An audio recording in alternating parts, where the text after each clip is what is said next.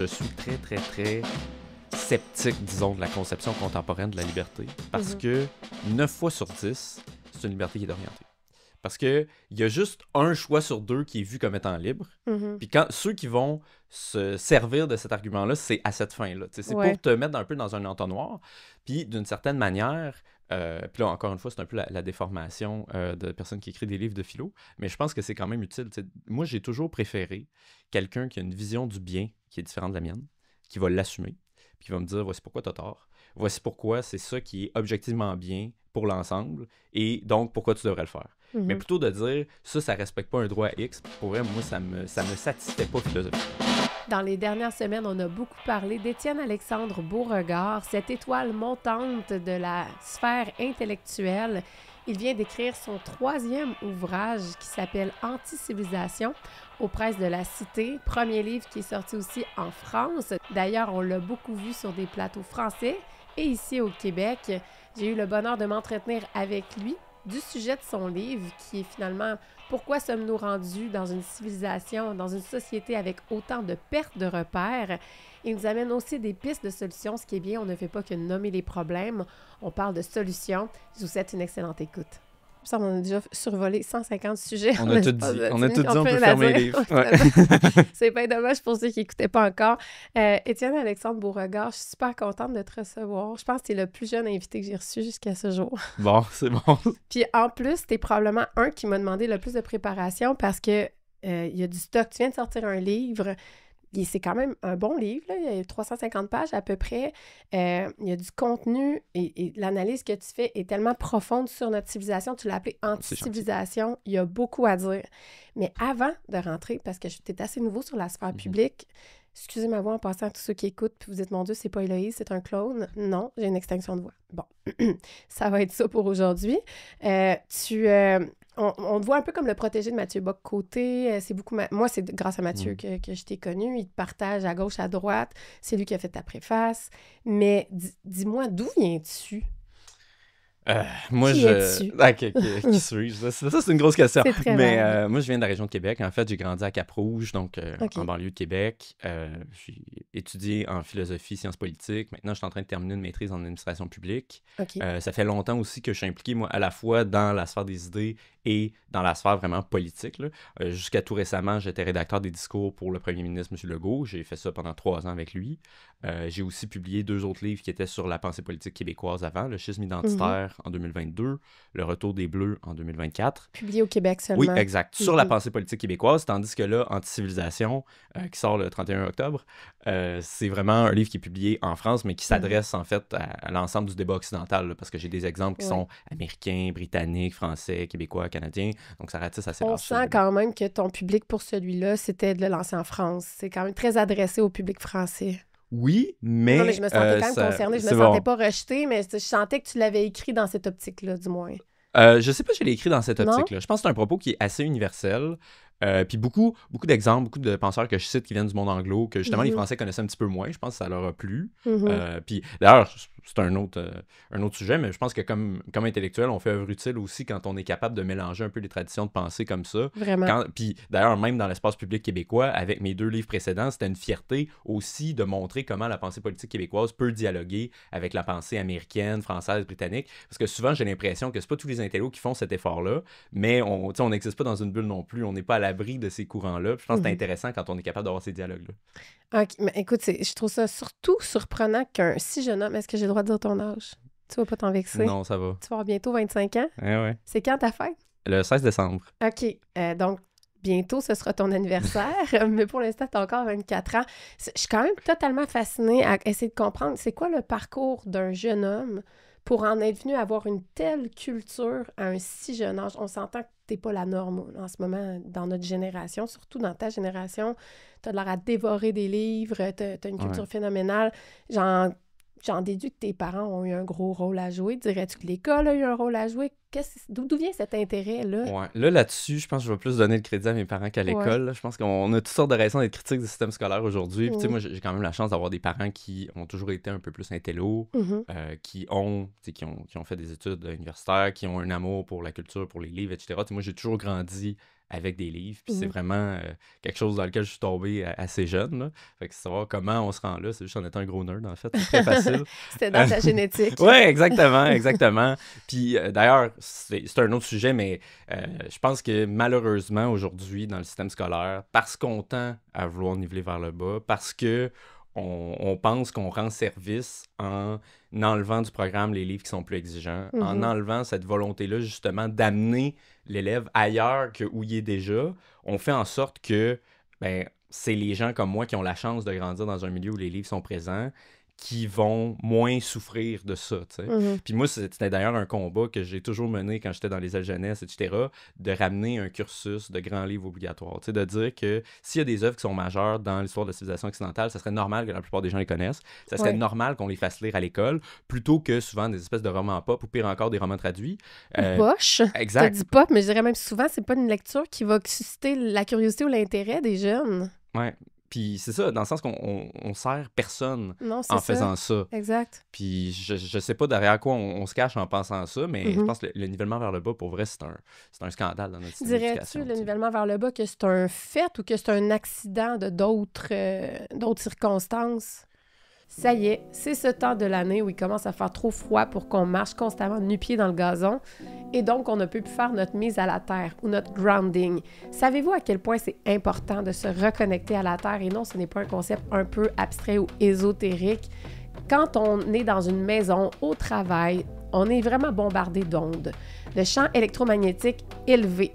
Et eux, ils sont dommageables pour notre santé, que ce soit le Wi-Fi, le Bluetooth, les ondes cellulaires, la 5G. Finalement, ce que ça fait, c'est qu'on devient surchargé en ions positifs et on ne retrouve pas notre charge neutre.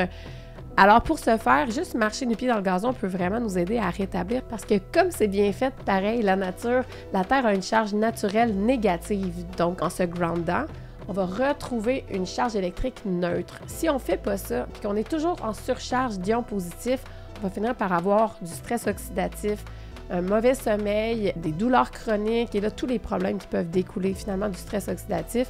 Alors, c'est pourquoi, il y a à peu près 1 an et demi, quand j'ai pris conscience que c'était important d'avoir une hygiène au niveau des ondes dans ma vie, on a décidé d'acheter les draps Grounding Well que j'utilise déjà depuis plus d'1 an et demi, que j'adore. Ils sont en super qualité, sont en coton 100% biologique, tissés avec un fil d'argent sterling, donc un excellent conducteur. Et ce que ça fait, c'est pendant que je dors, ça me fait faire mon grounding naturellement. Les usagers qui l'utilisent remarquent une meilleure qualité de sommeil dès les premières nuits. On voit aussi moins de douleur, une meilleure récupération. Il y a plein d'avantages à faire du grounding. Et c'est pas juste en dormant, ce qui est vraiment formidable sur Grounding Well. Il y a aussi des matelas de sol. Si vous faites du travail d'ordinateur, vous pouvez même faire votre mise à la terre pendant que vous travaillez. Alors, je vous laisse observer les produits qu'ils ont sur leur site au groundingwell.com et n'oubliez surtout pas mon code promo GW Hello veut savoir. Je sais pas si... Je pense pas que les gens le font par volonté. Il y a personne... Moi, je pars quand même du principe que la plupart des gens pensent bien faire quand ils font quelque chose. Je pense que c'est charitable de penser comme ça. Oui. Mais...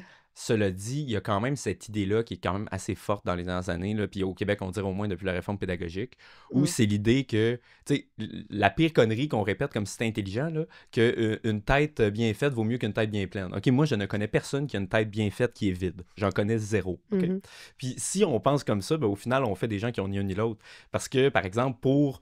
tu sais, la philo, il y a beaucoup de logique là-dedans. Là. C'est pas juste de connaître des penseurs, mais en même temps, pour être capable de faire les liens entre un et l'autre, de voir c'est quoi la différence entre Platon, Aristote, etc. Encore faut-il que tu aies lu Platon et Aristote. Ouais. Tu peux pas avoir le côté discernement, le côté comparaison, le côté articuler la logique si tu n'as pas lu la base. Puis je pense que ça a été l'erreur fondamentale en éducation de dire que justement les connaissances générales, c'était plus important.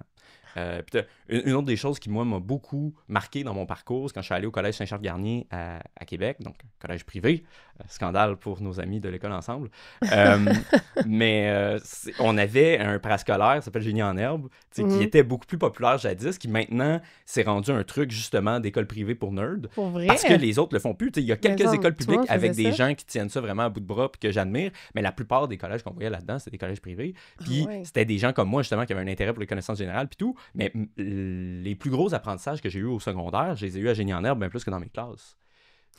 Fait que, tu sais, juste d'avoir des choses comme ça, c'est là, en fait, que tu apprends encore aujourd'hui. C'est triste à dire, mais c'est ça pareil. C'est triste, en effet. Puis là, j'imagine, bon, t'as déjà comme... une position critique par rapport à la société. Attends, avant de rentrer dans ton livre, il faut quand même... Parce que là, le monde sont en train de dire « Attends, il a travaillé pour François Legault? What? » Il faut quand même que je t'en parle un petit peu. Premièrement, qu'est-ce qui t'a amené à travailler si jeune? Parce que ça veut dire que tu as quand même 22 ans quand tu as commencé à travailler pour lui. 21. 21. Pour le premier ministre. Et comment tu as vécu cette expérience-là? Quand même, ça doit être riche là, comme expérience pour un jeune garçon. C'est clair. Moi, écoute, ça fait longtemps que je suis impliqué.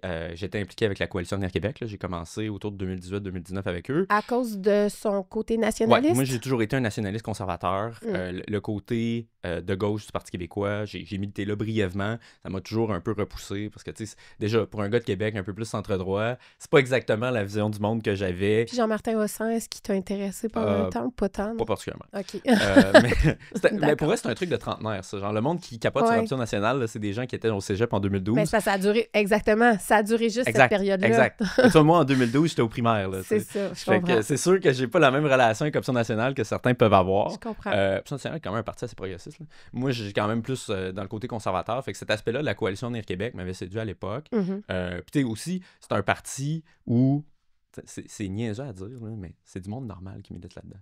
Tu sais, quand t'es un jeune, justement, qui vient de la région de Québec, qui vient pas de Montréal, puis tu vas dans les partis politiques, tu sais, puis on s'entend là, que ce soit PQ, PLQ, QS, ça, c'est autre chose, mais c'est un peu tout le même genre de monde, tu sais, qui reste sur la ligne orange, qui sont à la Brébeuf. C'est un peu le même genre de personnes que tu imagines, qui n'était pas ma sociologie puis mon genre de monde. Fait que ça, c'est sûr que ça n'a pas aidé particulièrement. Puis après, là, t'arrives à la CAQ, puis shout-out, comme on dit en anglais, aux jeunes de la CAQ, parce que c'est du monde ordinaire, c'est du monde fin, qui se prennent pas pour d'autres, qui viennent souvent pas de Montréal, qui ont ce côté-là. Puis moi, c'est toujours quelque chose que j'ai respecté puis que j'ai admiré de ce parti-là, parce que sociologiquement, c'est un peu le parti des gens qu'on entend rarement.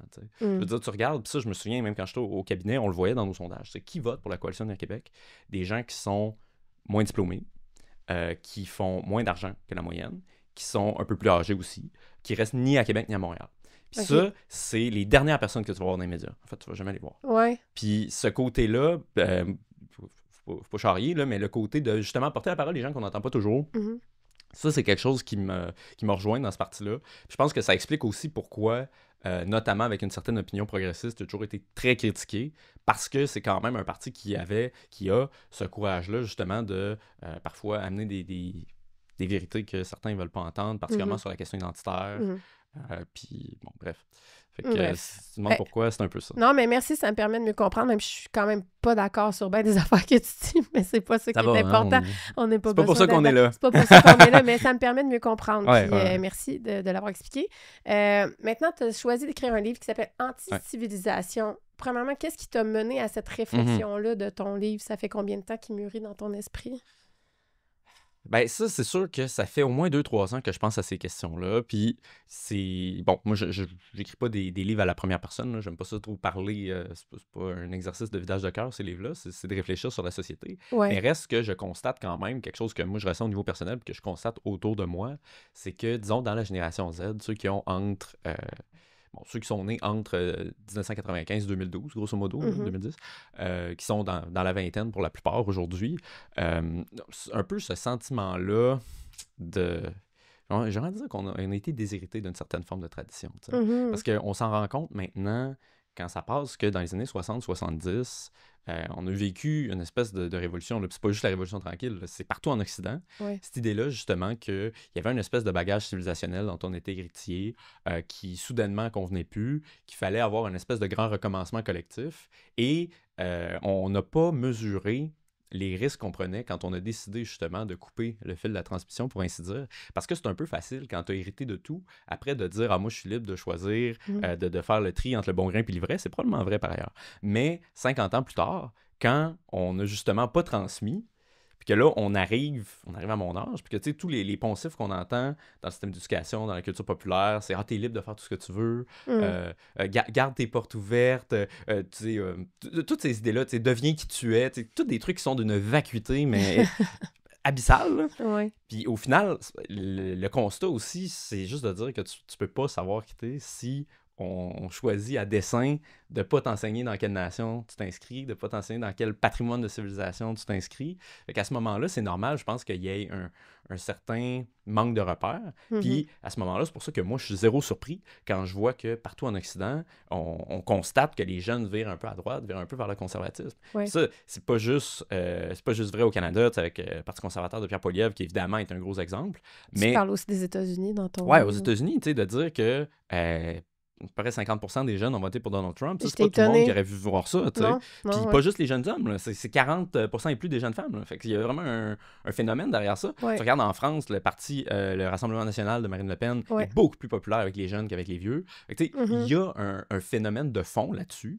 Puis je pense que, après, quoi qu'on pense de ces partis-là, quoi qu'on pense de ces politiciens-là, il y a un malaise qui est en arrière de ça. Puis c'est un peu ça que j'ai voulu disséquer, de dire, ça part d'où cette idée de déconstruction-là? C'est quoi les conséquences que ça va avoir? Puis pourquoi aujourd'hui on est dans un moment, je crois, et je l'espère, de retour de balancier, où on revient davantage vers une forme d'enracinement, vers justement les institutions qui donnent du sens à nos vies, que ce soit la famille, que ce soit la nation, les associations, la communauté plus large. T'sais. On va y revenir à la famille parce que c'est comme ça que tu conclus ton livre, puis je trouve ça super intéressant que tu conclues là-dessus. Mais tu parles de liberté, puis au début, quand je disais ta définition de ce que la liberté, j'étais pas certaine de comprendre, parce que je me disais, c'est pas la liberté que moi, tu sais, pour moi, la liberté, c'est le fondement même de ce que l'humain est. On est né pour être libre, on est né pour faire nos choix pour nous-mêmes, pour être souverain, pour, tu sais, un peu dans la notion anarchique, mais au sens purement philosophique, là, pas au sens anarchique, on détruit tout, c'est le passage. Mais, et dans le fond, tu parles de la liberté, j'ai fini par comprendre, mais est-ce que tu peux expliquer, parce que tu la décris un peu comme étant une forme de problématique, cette liberté-là, parce que tout le monde, maintenant, la revendique au détriment, finalement, de notre civilisation. Peux-tu expliquer? Moi, je suis assez critique de la notion de liberté comme on la conçoit aujourd'hui, parce qu'on est sorti un peu de la liberté classique au sens traditionnel du terme. C'est parce que la liberté, comme on l'entend dans la tradition classique, c'est d'abord la liberté par rapport à la pire part de soi-même. T'sais. Comme dit Solzhenitsyn, puis là, je m'excuse de faire le nerd qui cite trop d'affaires. C'est bien correct. Mais, comme il dit, la ligne de démarcation entre le bien et le mal passe pas entre les camps politiques, entre les groupes de personnes ou entre les États. Elle passe dans le cœur de chaque homme. Fait que c'est dire ce constat de base qui est fondamental, puis je pense qu'on reconnaît tous qu'on a une part de mal en nous, on a des tentations qui parfois sont mauvaises, puis d'être vraiment libre, c'est d'être capable de discerner le bien puis le grain du vrai, et justement d'agir pour le bien. Fait que pour moi, je réfute cette idée-là selon laquelle la liberté de faire le bien serait l'équivalent de la liberté de faire le mal. Après, c'est sûr que pour certains, ça serait plus pratique, parce qu'il y en a qui veulent bannir la notion de bien et de mal du monde aujourd'hui. Moi, je pense pas qu'on peut faire ça, puis c'est sûr que la perspective philo joue beaucoup là-dedans, c'est-à-dire que c'est quand même de penser qu'est-ce qui est désirable, qu'est-ce qui ne l'est pas. Fait que si on peut plus penser le bien puis le mal, moi j'ai plus de job, là. Ça sert à rien de. Il n'y a plus d'humanité non plus. Exactement. Et donc, la vision de la liberté négative, parce que c'est comme ça que les penseurs de cette tradition l'appellent, c'est l'idée que la liberté, c'est d'abord l'individu contre les institutions plus larges que lui, qui souvent donne sens à son existence. T'sais, l'individu, il est libre quand il s'affirme contre sa famille. L'individu est libre quand il s'affirme contre la communauté dans laquelle il s'inscrit, contre la nation. Et d'ailleurs, cette conception-là, qui est quand même assez problématique dans la mesure où la question qui est toujours un peu en arrière de ça, c'est de dire, OK, mais est-ce que je peux librement choisir la tradition? Est-ce que je peux librement choisir ma famille? Est-ce que je peux librement choisir la nation? Puis, bon, les penseurs qui défendent cette forme de liberté-là tendent à être un peu plus progressistes, en tout cas. Sûrement. Et donc, souvent, la réponse est un peu non. Là, ils ne vont pas le dire directement, mais pour eux, par exemple, d'être croyant, c'est toujours une forme d'aliénation. On ne pourrait pas être libre en croyant en Dieu, par exemple. C'est un peu étrange. Là. Il y a beaucoup de gens très libres qui l'ont fait par le passé. Mais c'est comme de l'hyper... comment je pourrais dire, rationalisme. Oui, exact, bien sûr. Tu es tellement dans la raison que tu es complètement déconnecté du cœur, qui est quand même une dimension de l'expérience humaine. Le pire, c'est que moi, je suis convaincu qu'il n'y a personne qui se sent vraiment comme ça. Dans le sens qu'on le sait tous d'une certaine manière que cette vision-là de la liberté qui vient aussi avec une vision de l'individu, comme étant très abstrait, comme un atome qui est sorti justement du reste puis qui peut seulement s'affirmer quand il s'en sort encore davantage. Mais au final, en tout cas, je nous le souhaite, qu'on ait tous justement, qu'on ait des amis, qu'on ait une famille, qu'on ait des gens à travers qui on comprend que la liberté, c'est aussi la responsabilité, que la responsabilité va des deux sens, que aussi... quand on parle d'identité, on en parle beaucoup ces jours-ci, que d'avoir une identité, c'est d'avoir une responsabilité envers quelque chose aussi. Tu sais, c'est pas juste une pin qu'on se met sur la poitrine pour flasher, pour avoir l'air cool. Là. Ouais. C'est aussi de dire, ben justement, si j'appartiens à une famille, si j'appartiens à une nation, si j'appartiens à une institution, ben elle a des attentes envers moi, j'ai des devoirs envers elle, comme elle a des responsabilités envers moi, mais on n'est plus dans une logique individualiste. C'est intéressant. C'est vraiment intéressant parce que c'est comme si, en même temps, c'est pas ça qu'on nous vend. Je suis pas consciente qu'on est dans ce paradigme-là, mais de la façon que tu l'amènes, parce que on nous a tellement parlé du collectif, justement, pendant les années de COVID, c'était, si tu pensais à toi, si tu pensais à préserver ta santé mentale en respectant pas une certaine mesure, ou si tu choisissais de refuser l'injection pour des raisons tout à fait légitimes, soudainement, c'était comme, pense au collectif, pense aux autres, sois solidaire, mais en même temps, on est dans la société la plus égoïste que j'ai vue de ma vie. Je sais pas, ça fait assez longtemps que je vis. Je me rappelle pas avoir vécu un moment où on est autant déshumanisé, autant déconnecté des autres, où on laisse les vieux mourir sans leur donner de soins. On s'est perdu là, en quelque part là-dedans. Moi, je trouve que les 5 dernières années ont eu un impact vraiment important sur le tissu social, puis sur notre façon de vivre le lien. Puis tu parles de ça, justement. On est des êtres de lien, on est des êtres sociaux, les humains. Mais là, c'est comme, il y a beaucoup, tu pourras rebondir là-dessus, mais tu sais, cette mouvance de la femme qui n'a plus besoin d'un homme, qui n'a plus besoin d'une famille, c'est comme si là, pour être vraiment pleinement libre, il faut que tu sois complètement, mais émancipé à un point tel, autonome financièrement, puis si tu t'en vas vers autre chose, comme on pourrait parler des tradwives, j'ai reçu 2 filles récemment qui avaient été à Tout le monde en parle, on va les pointer du doigt comme étant régressistes, qu'elles font, c'est parti pour recul des droits des femmes, Puis, tu sais, pour moi, c'est comme si on comprend pas du tout les leviers. Tu me semble que tout le monde aurait le droit de choisir de rester à la maison et d'élever ses enfants selon ses valeurs. Mais là, c'est rendu qu'elles font reculer les droits des femmes, tu sais. J'aimerais ça t'entendre un peu là-dessus. Qu'est-ce que tu penses de ça? C'est un exemple typique de l'exemple que je donnais avant. Est-ce que je peux choisir la tradition?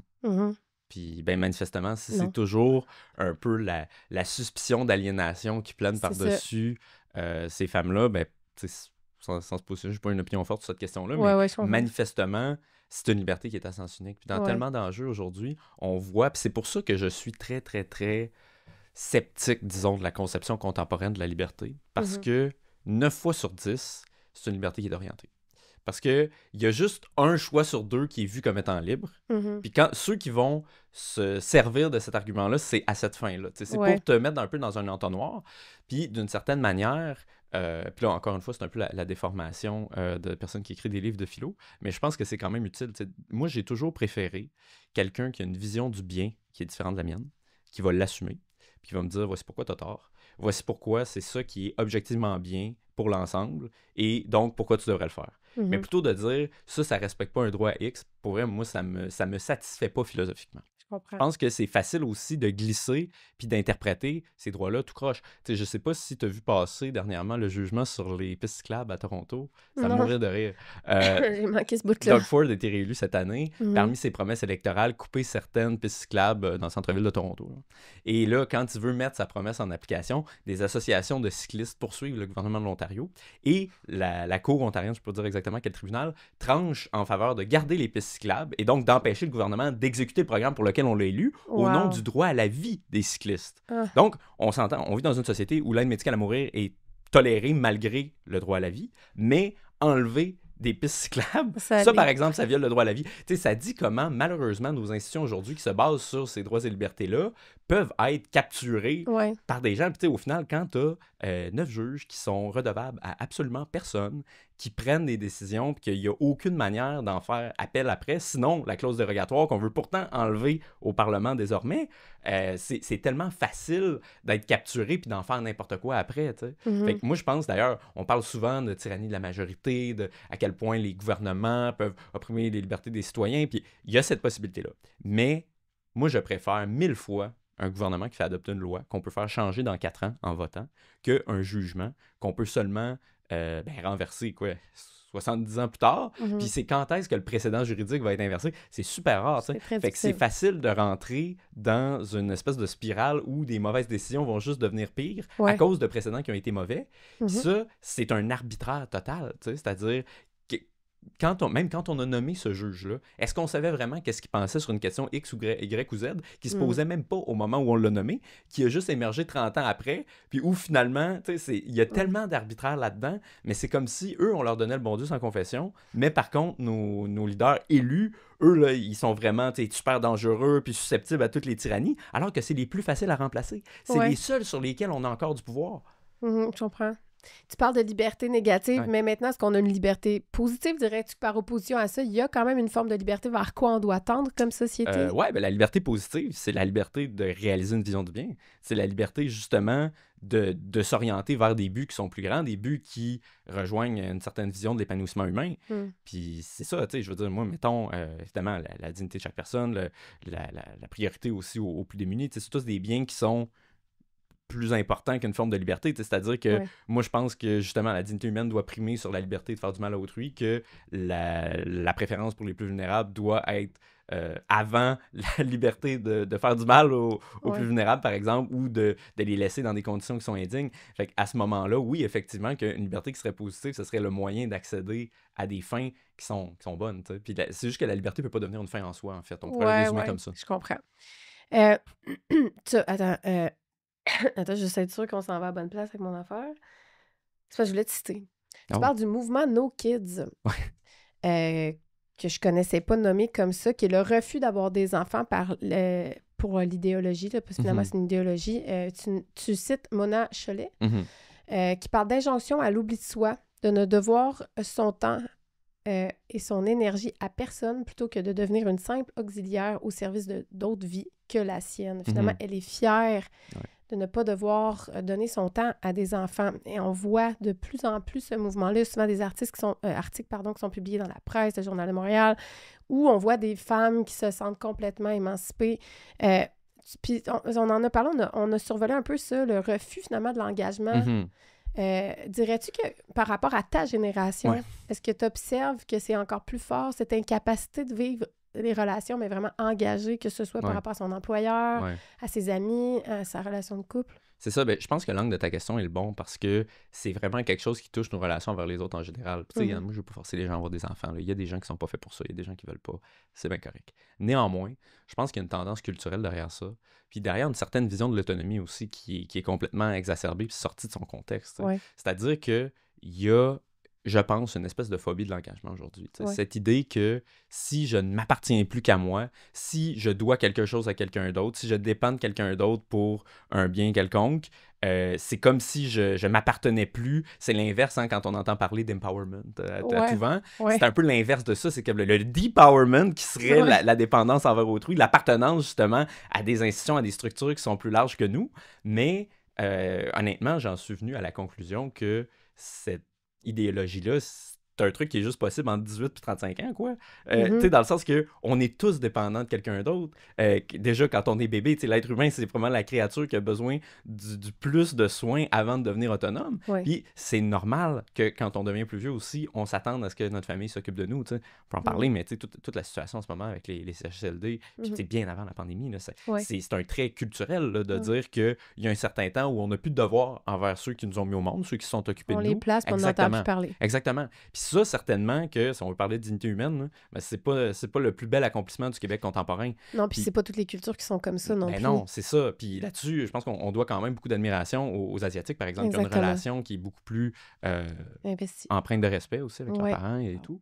Donc, ça, c'est clair. Là. Si on parle justement de cette vision-là de l'autonomie, moi, je pense que ça nous amène dans le vide aujourd'hui. Puis le pire, c'est que ça rend même pas heureux. Puis c'est ça. Puis je pense que c'est normal aussi quand on entend toutes sortes d'histoires d'horreur, puis c'est vrai, bon, c'est ça qui fait vendre, c'est ça qu'on entend, là, tu sais. C'est sûr, tu te dis, par exemple, le mariage, tu dis, mon Dieu, d'un coup, que je me marie avec quelqu'un qui me trompe, qui est un écœurant, ou qui fait ci, qui fait ça, là, je vais avoir des protections, d'un coup, ça marche pas. Mais en même temps, si tu rentres un peu à contre-cœur dans toutes les relations, dans toutes les institutions où tu fais ta vie. Tu sais, c'est comme, tu rentres pas chez un employeur, puis là, ça, c'est très Génération Z, en Ouais, lui expliquant toutes les manières que tu veux pas travailler, tu sais. Puis là, exactement. après, j'ai compris d'être complètement désespéré, puis de dire, Ouais, c'est quoi cette bande de fous? Parce que t'engages quelqu'un, c'est parce que tu veux travailler avec, tu veux qu'il ouais. travaille avec toi. Puis si toutes les questions, c'est comment je suis capable de me sauver du travail à telle heure, de pas être là, puis C'est tatata, ça. là, tu te dis, OK, mais cette personne-là, elle est zéro engagée, puis elle avait juste le chèque de paie, elle va rien faire pour moi, tu sais. C'est ça. Puis là-dessus, le travail aussi, c'est une institution qui donne du sens à nos vies. Ben oui. Puis c'est bon d'avoir une relation saine avec ça. Puis Ouais. justement, notre vision est tellement pessimiste envers tous les engagements, tous les attachements, je pense que ça a des conséquences culturelles qui sont très graves. Puis tu sais, si Mhm. on regarde justement les questions de problèmes de santé mentale aujourd'hui, dépression, etc., qui sont en montée partout, Ouais. particulièrement chez les jeunes par ailleurs, moi je suis convaincu que cette vision-là en fait partie parce Mhm. que mais tu sais, l'isolement social, c'est quand même quelque chose d'extrêmement grave qui souvent va causer Ouais. toutes sortes de comorbidités. Tu sais. C'est comme le Ouais. début du reste qui va t'amener sur une pente descendante. Puis on pense que l'autonomie, c'est tellement important, puis tout, puis jusqu'à un certain égard, ça l'est. Mais quand ça bascule dans la solitude, puis quand ça bascule vers la crise de sens, quand ça bascule sur le La manque... dépendance aux Ouais. réseaux sociaux, aux Ben, jeux exact, vidéo. exact. Parce que est-ce qu'on est vraiment... on est vraiment moins dépendant quand on compense par ça, tu sais. Non, c'est ça. Puis en plus, c'est que c'est pas nourrissant. Tu sais, Ben non. t'en as sûrement entendu parler à Harvard. Ils ont fait une étude sur le bonheur qui a duré 75 ans, sur Ah 3 oui. générations. C'est vraiment intéressant. Tu sais, ils posaient la question, selon vous, c'est quoi qui rend un humain heureux? Puis la majorité des gens va rester sur être prospère, être célèbre, ce genre de choses-là qu'on sait tous finalement que c'est pas vraiment ça. Mhm. Mais finalement, ils ont vraiment vu la corrélation entre les humains qui ont des belles relations saines et le bonheur. Ces gens-là, non seulement sont plus heureux, mais ils vivent plus longtemps. Mhm. Donc, on sait que l'humain est un être de relation. Tu sais. Ouais, oui. Puis c'est ça, c'est super important, ce lien-là. Puis donc, tout ce que tu es en train d'exposer comme problématique est on ne peut plus importante quand on prend en considération que si on est en quête de bonheur, bien, raison de plus d'avoir une belle relation avec vos parents, Ben oui. même si vous tapez ses nerfs des fois. Parce que oui, tu sais, ça demande de l'investissement. Il n'y a pas une relation... On est un peu dans une espèce de culture de usage unique. Ouais. C'est vrai. Du moment que ça commence à aller mal, on le jette aux poubelles, tu sais. Puis c'est comme ça avec les amitiés. Puis depuis que je suis toute petite que je me demande, en tout cas très jeune, je me dis pourquoi on fait pas ça en couple? Mm. Tu sais, dans un couple, quand ça va pas bien, tu as une chicane, tu l'adresses, puis tu essaies de corriger qu'est-ce qui s'est passé. Mais en amitié, ou même dans le travail, s'il y a quelque chose qui accroche le moindrement, c'est comme... Ben même dans On le couple passe au aujourd'hui, suivant. on pourrait dire qu'avec On les commence applis de à être rencontre là-dedans. et tout, Ouais. c'est ça. tu sais. Puis d'une certaine manière, c'est une dynamique de marché qui est super malsaine. Là. Vraiment. Moi, je suis... Je suis pas un communiste, là, on s'entend. Mais je crois que, disons, la liberté économique, la conception du marché a son domaine qui est celui du travail. Mhm. Mais à partir du moment où ça commence à infiltrer le reste des relations, le reste de notre vie, ça devient extrêmement problématique. Tu sais. Mhm, Puis exact. toutes les apps de dating, c'est ça, en fait. Là. Je veux dire, c'est de marchandiser une partie de l'existence qui devrait jamais l'être. Ouais, puis en plus, c'est que je trouve que ça dénature aussi toute la conception du destin, ou tu sais, comme la synchronicité, ou la magie finalement qui opère, qui Ouais. est plus tellement Ouais, bien magique. sûr, Mais après, bien je sûr. connais plein de couples qui sont connus comme ça, puis qui sont ensemble depuis longtemps. Aux États-Unis, j'ai vu des chiffres comme quoi c'était la source numéro 1 maintenant. Aïe, aïe, aïe. En tout cas, je suis quand même contente qu'on ne soit pas connus comme ça, mon amour. Puis en plus, on s'est mariés, fait qu'on fait rien comme tout le monde. On vient juste. Bravo à vous. Merci, merci. Puis il y a bien du monde qui m'écrivait « Attends, là, tu sais, qu'est-ce que tu fais? » J'ai même Ah. Ça fait 11 ans qu'on est ensemble, on est parents de 2 enfants. Ouais, Tu sais, plutôt, c'est un choix d'amener quelque chose de sacré dans cette union-là. Mais il y a des gens qui, en tout cas, on a beaucoup désacralisé tout le rapport à Dieu. Après, tu parles de quelque chose que j'ai trouvé super intéressant dans ton livre, c'est les élites qui sont de plus en plus de gauche, contrairement à avant qui étaient plus de droite. Puis là, tu parles justement de cette forte tendance dans les universités où on a vraiment des très gros biais idéologiques. Peux-tu nous expliquer ce phénomène qui se passe dans les universités? Bien, je pense que plus largement, si on veut comprendre beaucoup de ce qui se passe en ce moment, puis honnêtement, c'est une période qui est très intéressante pour étudier la politique parce qu'il y a beaucoup de choses qui bougent. Ouais. Et on n'a pas l'impression qu'on est dans un long fleuve tranquille où on reste un peu sur les mêmes débats qu'on a toujours eu avec les mêmes partis qu'on a toujours eu. Bon, quoique au Québec, si c'est encore le PLQ puis le PQ, oui, ça va être le cas. Mais en général, dans le monde, faisons abstraction de cette parenthèse, c'est pas forcément ça. Puis je pense que quelque chose de vraiment important qu'on n'a pas encore pris les conséquences, c'est ce qu'on appelait la révolution managériale. Puis ça, James Burnham, on salue, en 1941, l'avait vu venir, puis on savait pas encore à quel point ça allait être important. Parce que je pense, dans l'après-guerre, beaucoup de ce qu'on vit en ce moment, c'est les conséquences de ça. Hein, Ouais. puis ces conséquences-là se vivent à long terme.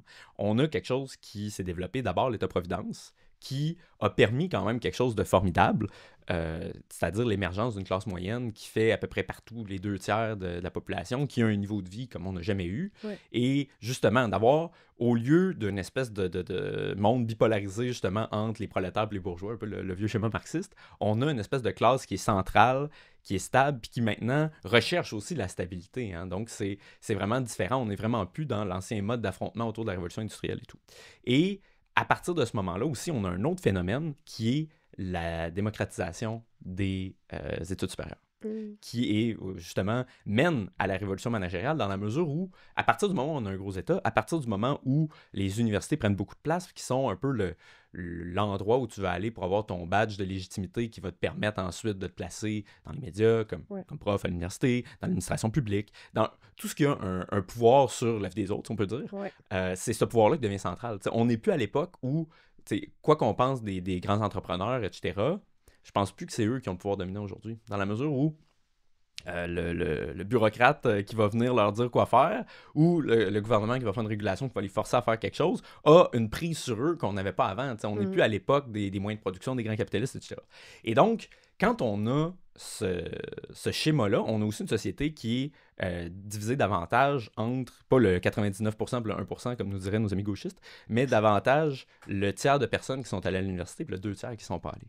Puis aujourd'hui, quand tu regardes, par exemple, ceux qui vont voter plus progressistes, plus conservateurs, c'est ça la ligne qui coupe entre les deux. Si tu veux trouver le plus gros écart entre le type de vote, tu regardes, es-tu à l'université, es-tu pas à l'université? Puis c'est là que tu vas voir que les opinions sont très, très, très polarisées. Et il y a quelque chose de vraiment intéressant là-dedans, parce qu'on voit que dans la mutation des partis politiques, il y a eu ça aussi. T'sais. Si on regarde, par exemple, la réaction chez les penseurs de gauche dans les années 60-70, quand on a vu l'émergence de cette classe moyenne-là, quelqu'un comme Herbert Marcuse, qui enseignait en Californie, qui a été très élu dans mai 68 en France aussi, son livre « L'homme unidimensionnel », la question qui se pose, c'est de dire, maintenant que le prolétariat, au sens révolutionnaire, marxiste, n'existe plus, qu'est-ce qu'on fait? Et on note qu'il ne le célèbre pas. Il ne dit pas ah, « c'est formidable, on se battait pour la dignité des gens ordinaires. Maintenant, 2 tiers des gens appartiennent à une forme de classe moyenne. Mission accomplie. » C'est pas ça du tout. Au contraire, il dit « comment est-ce qu'on peut sauver la révolution? Comment est-ce qu'on peut sauver la pensée critique? Comment est-ce qu'on peut continuer justement dans un peu l'horizon progressiste révolutionnaire? » Et donc, lui tourne son regard vers ceux qu'il appelle les marginalisés. Là, dans son cas, c'était beaucoup les Noirs américains, les minorités sexuelles, ceux qui sont devenus un peu la coalition de la gauche contemporaine, et voit ces gens-là comme étant la contradiction de la société établie, puis acte un peu le basculement vers les questions identitaires avant les questions économiques, qui est aujourd'hui le pain et le beurre de la gauche. Et il y a aussi un basculement électoral qui se fait, parce qu'à ce moment-là, puis ça s'est juste empiré après, on voit déjà que le socle électoral de la gauche devient davantage cette classe universitaire-là que le prolétariat traditionnel. Puis en fait, depuis ce temps-là, puis là maintenant, on le voit vraiment parce que c'est devenu flagrant, les classes populaires, les ouvriers, etc., qui ont toujours été plus culturellement conservateurs, bien que pas très à droite sur les questions économiques, dans la mesure où il y a un certain niveau de protection sociale qui leur permet d'avoir un mode de vie auquel ils tiennent, puis on les comprend. Ça fait qu'on a vraiment un échiquier politique qui est un peu basculé. Là. Parce qu'avant, justement, quand on se disait « ah ben c'est les patrons contre les ouvriers », ben là, les patrons, c'est la droite qui veut empêcher la révolution, puis les ouvriers, c'est les gens de gauche qui veulent changer le système. Mais là, on est un peu à l'inverse, parce qu'on a justement une élite qui est un peu insatisfaite, condescendante avec le mode de vie de la majorité, qui souvent, toutes les lubies idéologiques des dernières années, pour la plupart, sont partis de là. Puis, tout le moment woke de 2020, c'est directement de là que ça sort. Puis la plupart des gens qui, justement, sont pas dans ce petit milieu-là et ces excroissances que sont, par exemple, une bonne partie des médias, que sont les universités, et des gens qui, ensuite, finissent souvent par avoir des contacts avec le gouvernement, parce que c'est quand même ça, la classe qui interagit avec l'appareil étatique. Ben, les gens qui sont pas là-dedans se demandaient un peu c'était quoi. Puis, quand on est arrivé avec des théories, par exemple, comme celle du racisme systémique, qui était super offensant pour plein de monde, qui disait « oui, non, c'est pas vrai. » Puis, tu sais, même chose, c'est le privilège blanc, puis toute cette série-là. Tu sais, je veux dire, quand tu travailles au Walmart à 15$ de l'heure, pour vrai, je pense que ton privilège, tu le ressens pas tant que ça. Là.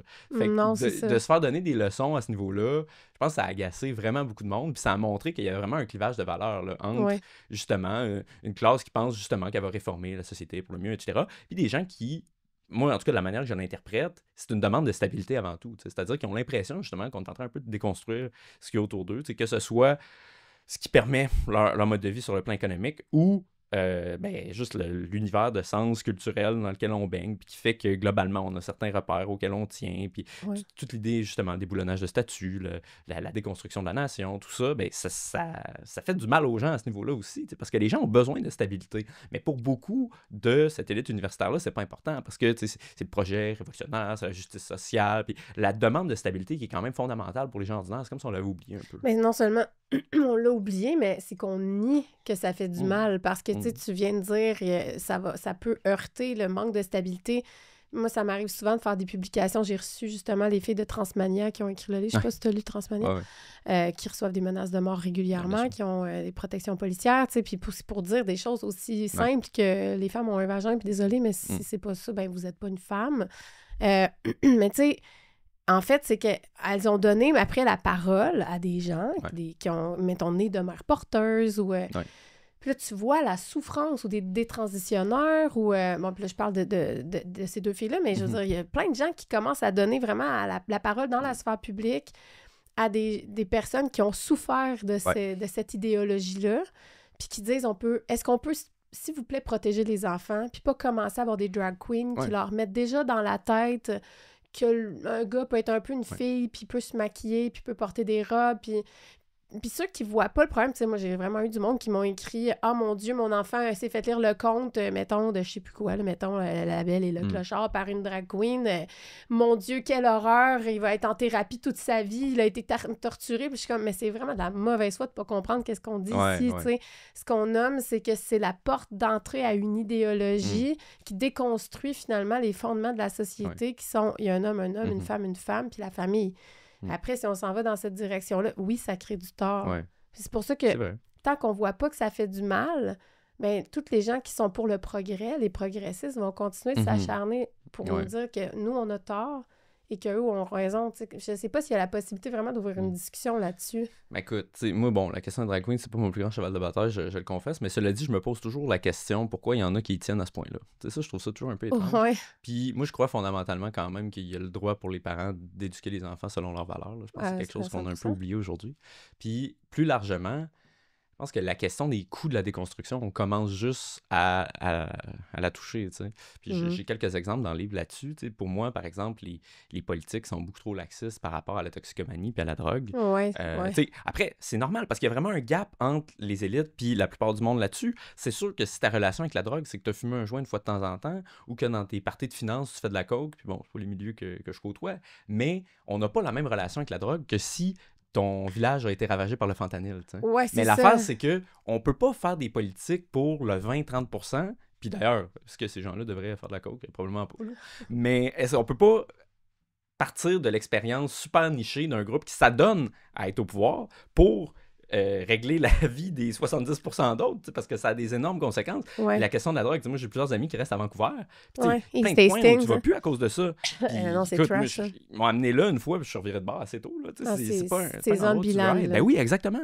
Puis, même chose, si on parle de l'idée si généreuse d'abolir la police, là, pour vrai, faut être complètement lunaire pour vouloir faire ça pour vrai. Dans la mesure où quand il y a vraiment plus de police, mais vraiment plus, là, ben c'est la loi du plus fort. C'est-à-dire que si moi je m'achète un gun sur la rue ici, il n'y a pas de police, c'est moi qui vais faire la loi à tout le monde. C'est sûr. Puis, mais c'est comme si on avait oublié ça, alors que c'est tellement la base. T'sais. On a démonisé beaucoup la police dans le mouvement des fonds de police. Ça doit pas être drôle d'être policier dans ces circonstances-là. C'est pour ça qu'on parle beaucoup ces temps-ci de désengagement policier aussi, dans le sens où, justement, parce qu'ils sont rendus avec tellement mauvaise réputation, ils n'ont plus le goût d'intervenir à certains endroits en disant tant pis, de toute façon, tout le monde va me tomber sur la tomate.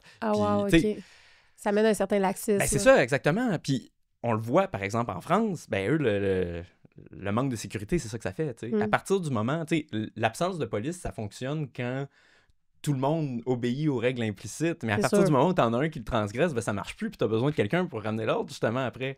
Mais tu sais, il y a vraiment un côté, puis c'est un concept de Rob Anderson, un penseur américain que j'aime beaucoup. Il dit que c'est une croyance de luxe. Dans le sens que c'est le fun de penser ça fait éclairer, tu peux flasher un peu, à Rosemont, Outremont, quand sais-je, mais quand tu l'appliques concrètement, c'est un désastre absolu. Je Ouais, ouais. pense qu'il y a beaucoup d'idées As-tu progressistes aujourd'hui l'exemple? qu'on constate. Tu parles de drogue, mais j'aimerais ça que tu me Ouais. donnes un exemple. Je suis pas sûre que tout le monde prend la pleine mesure à quel point on est viré crackpot, justement, Ouais, avec ouais. nos lois au Mais ça, Canada. honnêtement, au Québec, on a été préservé de ça en bonne même. partie. C'est tant mieux. C'est vraiment un phénomène de la Colombie-Britannique, là, parce que Colombie. même si ça relève du code criminel, c'est vraiment le premier ministre de la Colombie-Britannique qui a demandé à Justin Trudeau à l'époque de faire une exception puis de leur permettre de faire leur expérience. Ouais. Puis c'était de dire, en fait, que pour la plupart des drogues, tu n'aurais plus d'interpellation si tu en faisais. T'sais. Puis Fait évidemment... que tu peux fumer du crack devant la Exact. police, puis il va te laisser, puis ça se Ben trouve, ouais. il va même t'en fournir du meilleur.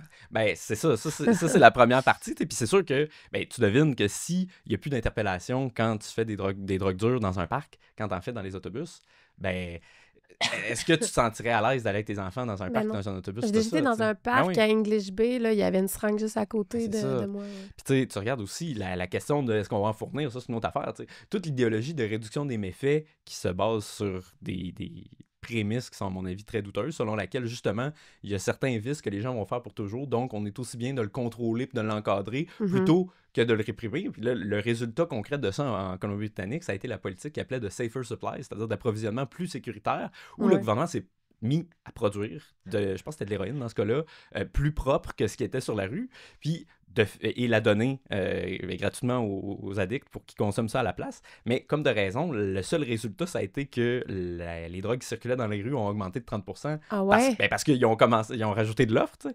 Puis même, tu avais des cas où tu as des dealers qui allaient en chercher puis qui leur vendaient après. Ben oui, c'est sûr. C'est impossible à contrôler. Puis C'est après, sûr. à sa face même, cette idée-là était complètement niaiseuse, mais ils l'ont quand même fait. Puis au point où David Eby, le premier ministre du NPD de Colombie-Britannique, a complètement reviré sa veste de bord. Puis quand il y a eu l'élection après, qui se faisait chauffer par le Parti conservateur de la Colombie-Britannique, qui n'existait pas, puis qui a monté vraiment en flèche à ce moment-là, il a fait campagne contre lui-même, en disant là, attention, je vais être très tough contre la drogue, alors que c'est un problème qu'il avait complètement créé lui-même. Là. OK. Mais donc, il y a eu un revirement de situation. Ah oui, là, parce que les progressistes eux-mêmes se sont rendus compte que c'était niaiseux ce qu'ils faisaient. Ben, c'est l'espoir quand même qu'ils finissent par tout être confrontés.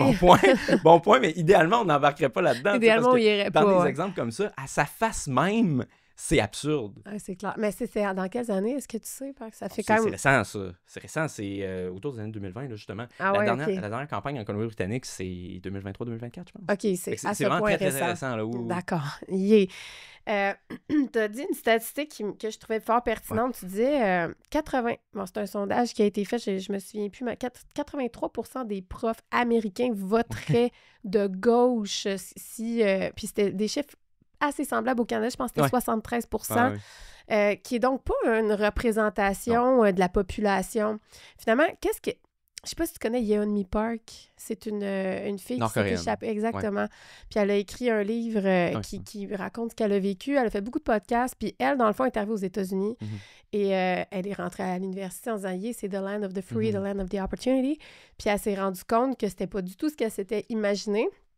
Elle a été confrontée au fait qu'elle disait, vous n'êtes pas en train d'apprendre des choses, on ne vous apprend pas à réfléchir, à avoir un esprit critique. On fait exactement ce qu'on fait en Corée du Nord. On vous endoctrine à une idéologie, vous n'avez pas le droit de la remettre en question. Au contraire, c'est vous allez penser de cette façon-là. Et si vous ne pensez pas comme ça, vous êtes dans le faux. Puis elle s'est mise à sonner l'alarme en disant que c'était extrêmement dangereux, finalement, pour une démocratie qui se dit libre. Donc, ces chiffres-là, pour moi, sont vraiment parlants. Quand tu parles de 83%, c'est énorme. Ça veut dire que tout le monde pense pareil. Dans les milieux universitaires, tout le monde est de gauche. Comment expliquer que ce soit pas du tout ce ratio-là avec la population? Puis comment on réconcilie ça dans les urnes? Ouais. Ben, comment expliquer que ce soit pas ça dans la population? Ben, c'est-à-dire, c'est normal que la population ait des opinions politiques qui sont diversifiées. L'anomalie, c'est quand c'est concentré à un endroit, on s'entend. Mais c'est sûr que, peut-être que c'était moins vrai à une époque où on n'avait pas les données sociopolitiques qu'on a aujourd'hui. T'sais, si, effectivement, on a une gauche politique qui se recompose autour des classes universitaires, c'est certain que même des gens qui étaient peut-être anticommunistes à l'époque, mais qui étaient assez progressistes sur tout le reste, d'un coup se sont ramassés dans le nouveau camp. Puis, à l'inverse, je pourrais dire aussi que la plupart, en tout cas au Québec, des profs conservateurs relativement que je connais, c'est que souvent ils ont été communistes ou marxistes à une époque, mais que ça a donné qu'ils étaient un peu nationalistes, etc. Fait qu'après, ils sont un peu éloignés de ça, mais des histoires comme ça, j'en connais quelques-unes. Fait que dans la mesure où pour rentrer, c'était ça. Puis après, on pourrait parler aussi du mode de sélection dans les universités. En France, on peut dire ce qu'on veut. Moi, je pense que c'est une société qui qui est très axé sur le concours, puis tout, au point où c'est Ouais. un peu caricatural. Néanmoins, certainement que c'est un mode de sélection qui n'a pas les mêmes billets que celui ici, où c'est les profs de la faculté qui décident qui ils veulent engager. Ah ouais. Ben C'est le oui. même que ça marche. Oui, c'est par Ah, OK. cooptation. Fait qu'à partir du moment où on fonctionne comme ça, Tu penses comme moi, je t'aime bien, j'ai envie de t'avoir comme collègue. ben oui, ou t'es mon élève, je Ah t'aime bien, ouais, tu OK. deviendras ensuite mon collègue. Puis Wow. c'est dans une manière, tu sais, comme diraient les économistes, là, il y a des incitatifs en place, puis considérant comment le système fonctionne, c'est normal que les gens se comportent comme ça. Ouais. C'est pas la faute des personnes, mais en même temps, un système comme ça, alors qu'on a une polarisation comme on a aujourd'hui, selon les lignes qu'on a aujourd'hui, c'est sûr que ça va produire ces résultats-là. Mhm. Tu sais, puis encore une fois, des gens qui aiment se penser très éclairés, mais que si tu leur donnes le choix, les biais humains étant ce qu'ils sont, là, on s'entend toujours mieux avec des gens C'est qui pensent sûr. comme nous. C'est On sûr. aime toujours mieux être avec des gens qui pensent comme nous. Tu sais, l'être humain, pour le meilleur ou pour le pire, c'est un Ouais. animal un peu tribal. Là. Ouais. Tu sais, donc, on est comme ça. Ouais. Fait que cette structure d'incitatif-là, avec la bête humaine, va donner ce résultat-là. Mhm. Fait que moi, je pense qu'il y a quelque chose de problématique dans le processus à ce niveau-là. Tu sais. Absolument. Tu parles de l'homme ordinaire Ouais. beaucoup dans ton livre, même que tu t'appelles à lui, Mhm. tu considères qu'on doit revenir à l'homme ordinaire. Peux-tu expliquer qu'est-ce que tu entends par homme Oui. ordinaire, puis pourquoi est-il si important? Ben, d'abord, je pense que la figure de l'homme ordinaire, c'est avec ça que je commence le livre, a déjà eu une bien meilleure réputation qu'elle a aujourd'hui. Parce que dans la mesure où on a fait des révolutions démocratiques, que ce soit en France, en Amérique du Nord, même la petite révolution qu'il y a eu au Royaume-Uni, on gardait le roi, mais quand même le Parlement du pouvoir, c'était l'idée justement que l'absolutisme était mauvais. Tu sais, de dire Mm. qu'il y avait juste une personne qui allait gouverner pour tout le monde, en vertu d'un droit divin. Ça semblait périmé à l'époque où justement il y avait quand même la naissance d'une certaine bourgeoisie, des gens qui étaient capables de prendre des décisions, etc.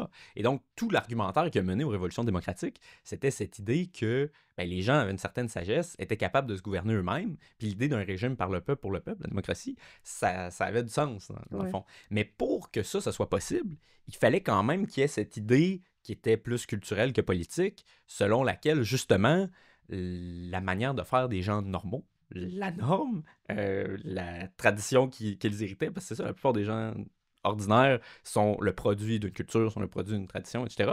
Fallait que ça soit légitime.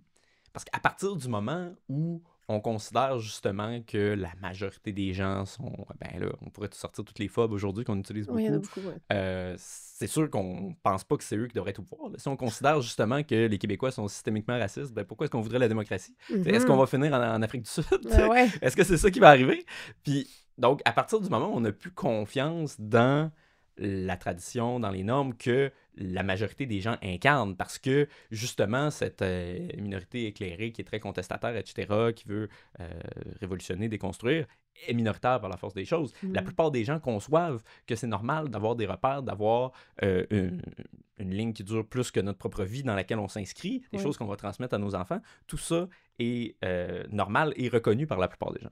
Et donc, à partir du moment où cette idée-là que la norme, que la culture, que les gens ordinaires ont du bon sens, sont globalement une force pour le bien, à partir du moment où ça disparaît, ben c'est sûr que, d'abord, on remet un peu en question la démocratie aussi, mais ça a des conséquences aussi.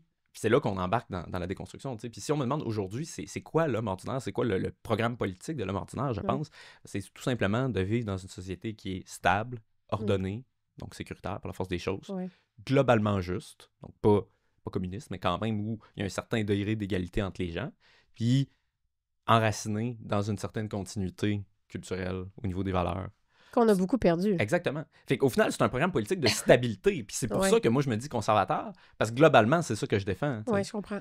Puis je pense qu'à une époque comme la nôtre, où on a l'impression que les choses changent extrêmement vite, on a l'impression qu'il y a certains repères qu'on avait qu'on perd, mais ça serait sage de revenir vers ce socle-là de stabilité qui, je pense, certainement peut pas être satisfaisant pour certains éclairés qui rêvent d'idéologie, de dogmatisme, etc. Mais je pense que pour la plupart des gens, ça serait quand même mieux que d'aller vers plus d'instabilité, vers plus de précarité, que ce soit matériel, mais aussi au niveau des repères, parce qu'il y a une vraie anxiété, angoisse quand on vit dans une société où on ne sait plus trop où on s'en va, quand on ne sait plus. Puis il y a une forme de confiance sociale aussi qui vient avec le fait d'avoir des mœurs, d'avoir une culture, d'avoir des traditions qui sont largement partagées. Exact. Puis on le sous-estime à quel point c'est vraiment un bien commun, parce que dans la mesure où je sais plus à quel point je peux faire confiance à mon voisin, ou je sais pas comment interagir avec lui, puis tu sais, des codes qui sont aussi banals que de dire est-ce que je te serre la main, des choses comme ça. Tout ça, là, c'est des codes culturels qui font en sorte que on sait comment interagir. On se connaissait pas avant que je rentre chez vous tout à l'heure,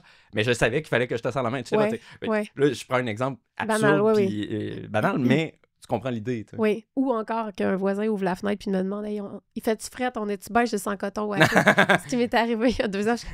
Yes! Ouais, ben tu sais, ça fait du bien. On se sent comme dans un sentiment d'appartenance, tu sais. Puis ça, on le perd beaucoup. Ouais. Mon père est complètement terrorisé à l'idée qu'on se fasse assimiler comme peuple québécois. C'est quelque chose qui vit très mal. Il m'en parle régulièrement. C'est pour ça que le français est important pour moi. C'est pour ça que ma chaîne est en français.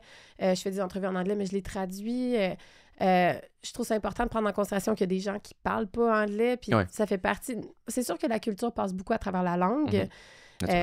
Il a fallu vraiment que je quitte le Québec pendant 1 an pour réaliser la richesse dont tu nommes. C'est que les gens, tu disais, je pense qu'ils en sont même pas conscients, ou je me sens que tu viens de dire ça. On est parti à Vancouver pendant 1 an. On avait besoin de quitter le Québec. On commençait justement à sentir... On vivait à Montréal, puis je me sentais plus du tout comme dans ma ville. Ça changeait très vite. On était dans l'Est, on était dans Hochelaga. Puis c'était rendu de plus en plus anglophone. Puis pas que j'ai quoi que ce soit contre les Anglos, mais c'est parce que c'est ce sentiment d'une vague, d'un tsunami qui nous déferle dessus, sans respect de comment nous, on fait les choses depuis toujours. Puis quand je suis revenue de Vancouver 1 an plus tard, là, c'était fini. Tout le monde parlait anglais. C'était even the Québécois. They would speak English with the big accent. Puis on était sur notre balcon. Des fois, je me suis dit, c'est 2 Québs qui sont en train de se parler. Mon Dieu, quelle horreur. Ben oui, puis pourquoi? Tu sais, parce que c'est plus cool, genre. Puis est-ce que c'est quelque chose qui t'inquiète, toi, l'assimilation du peuple québécois? Ben c'est sûr, moi, mon engagement politique commençait par le nationalisme. Fait que c'est sûr, c'est une question qui m'inquiète, oui. Puis je pense que c'est le meilleur exemple de comment les repères sont importants. T'sais. Vraiment. Puis c'est ça aussi, c'est pas de dire que le reste du Canada devrait arrêter de parler anglais et de parler français. Moi, je pense pas que le français, c'est une meilleure langue qu'une autre, bien que je pense qu'elle est très belle. Mais c'est juste l'idée. Puis c'est pour ça que moi, j'ai toujours été un nationaliste foncièrement conservateur, dans la mesure où, pour moi, c'est toujours d'être capable de grandir dans la culture qui m'a vu naître, d'être capable, justement, de transmettre à mes enfants ce que j'ai vécu. Puis je pense que cette continuité-là, qui peut sembler banale pour certains, même ridicule pour d'autres, voire oppressive pour certains, en fait, c'est tellement une richesse de stabilité. Puis en fait, c'est ça qui donne du sens à nos vies. C'est ça qui fait que, justement, on n'a pas l'impression d'être trop bousculé dans l'existence, qu'on sait qu'on... C'est important d'avoir une continuité entre une journée puis une autre, une année puis une autre. Puis je pense qu'à force d'idéaliser le changement, le progrès, qui sont tous des mots qui sont très à la mode, on oublie aussi à quel point l'enracinement et l'appartenance, c'est important aussi. Il s'agit d'avoir des enfants pour en prendre vraiment la pleine mesure, hein, parce que, tu sais, nous, on est des voyageurs.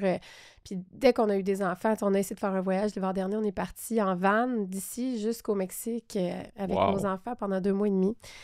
Et on était sûr que nos enfants allaient être comme nous, des grands voyageurs, mais j'ai réalisé à quel point c'était difficile pour ma fille un petit peu plus grande. Là, elle avait 4 ans et demi pendant le voyage, puis j'ai réalisé vraiment, on le dit, la routine, c'est important pour des enfants, l'enracinement, c'est important, puis j'ai fait, je pense que c'était trop pour elle. Mon petit garçon, il est plus jeune, il s'est super bien adapté, mais elle s'ennuyait beaucoup, elle s'ennuyait de son lit, elle s'ennuyait de ses amis, puis je me suis... En fait, c'est ça, c'est juste, je me dis ce que tu nommes, c'est super important, même si on le ramène petit, c'est un besoin fondamental de l'humain, tu sais, puis on parle toujours justement de progrès puis de changement, mais tu sais, les conservateurs sont toujours vus comme les méchants de la société. Puis c'est Christian Dufour qui avait dit une fois, puis je trouvais ça vraiment brillant, il avait dit, c'est comme si tu veux une voiture qui a juste un accélérateur. Ça prend aussi un frein. Sinon, tu vas rentrer dans le mur, tu sais. Puis là, j'ai comme l'impression qu'on est vitesse grand V vers le mur. Puis j'oserais même dire que des fois, les conservateurs devraient prendre le volant puis changer de direction. Parce que moi, juste d'aller vers, justement, la déconstruction, mais à 30 km/h au lieu de 120, ça me satisfait pas, tu sais. Je suis d'accord. Puis des fois, on a un peu l'impression que c'est l'idée de Pierre Poilievre, tu sais. Ça peut être comme... Je suis pas convaincue non plus de nos conservateurs, mais en tout cas, je trouve ça quand même super pertinent ce que tu apportes par rapport à ça. Tu as survolé vite fait tantôt, tu as dit le mot démocratie, peut-être on pourrait même ça remet en question nos démocraties. je me pose la question, est-ce qu'on peut encore parler qu'on est dans une démocratie au sens, mais vraiment étymologique du terme en ce moment? Ici, trouves-tu qu'on vit des belles démocraties au Canada, au Québec? Ben, je pense que le problème avec la démocratie aujourd'hui, je sais pas si c'est celui qu'on pense des fois, parce que bon, on s'entend, il y a toutes sortes de gens qui nous répètent que c'est parce que les citoyens sont devenus trop fous, je pourrais faire la liste des épithètes, que ça marche plus, puis qu'au final, il faudrait juste que justement la classe managériale, les tribunaux, toutes ces institutions-là qui sont redevables envers personne prennent plus de place. Moi, Comme mon on a dit diagnostic, par c'est pas rapport à celui-là. Trump, les élections, c'est toutes des tarés qui ont voté pour Trump. C'est un peu ça. Notamment. Ben, en fait, à partir du moment où il y a un résultat qui satisfait pas ceux qui ont le micro, c'est ceux qui vont dire, tu sais, Ouais. c'est pas propre à Trump, ça existait avant, Exact. ça va toujours exister d'une certaine manière. Ouais. Mais je pense que quand on voit la démocratie seulement entre les élus et le peuple, on manque vraiment quelque chose qui est justement tous les corps intermédiaires entre les deux. Ça, c'est celui qui travaille en politique qui parle. Mhm. Tu sais, quand tu es élu avec un mandat, les gens pensent, à tort, que les élus ont plus de pouvoir qu'ils en ont.